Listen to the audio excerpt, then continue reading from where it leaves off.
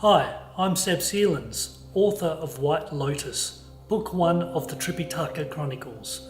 This is my first novel set in the turbulent world of late 18th century Korea. White Lotus is a fantasy novel inspired by my travels in Korea and 3 decades of martial arts practice.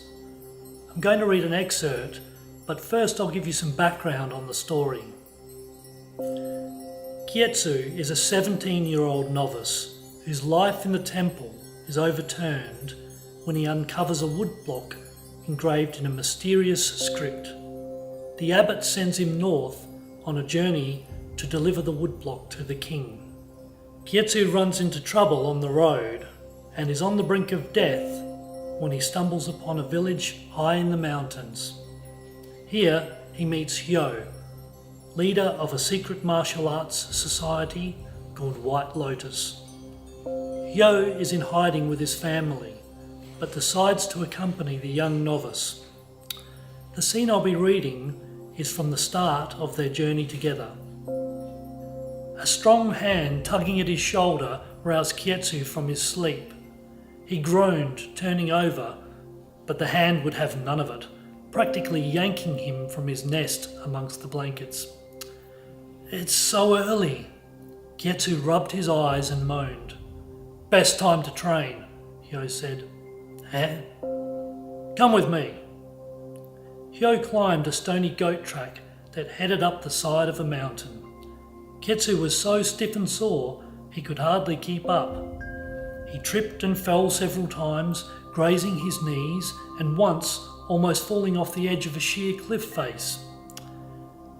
Somehow, he made it to a grassy plateau where he found Hyo squatting in a strange fashion.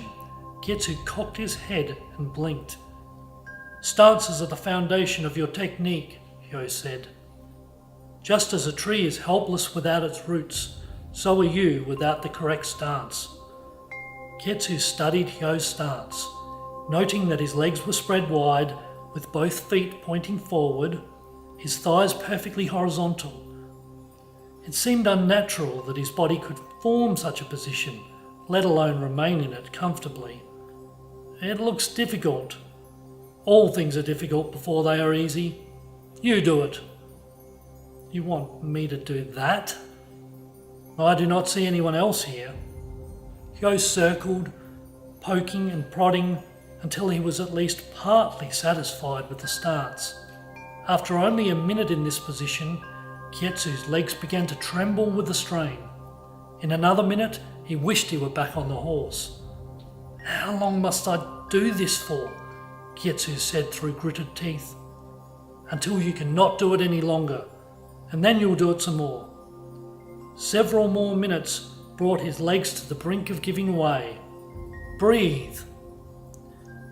Following Hyo's instructions eased the pain a fraction, enough to allow the torture to continue for Kietsu. Finally, his body, without the consent of his will, decided to raise itself up from its position. He let out an agonized cry. "That is horse stance. Now do it again." And so, Kietsu's training began. White Lotus is now available from all major sellers in ebook and paperback.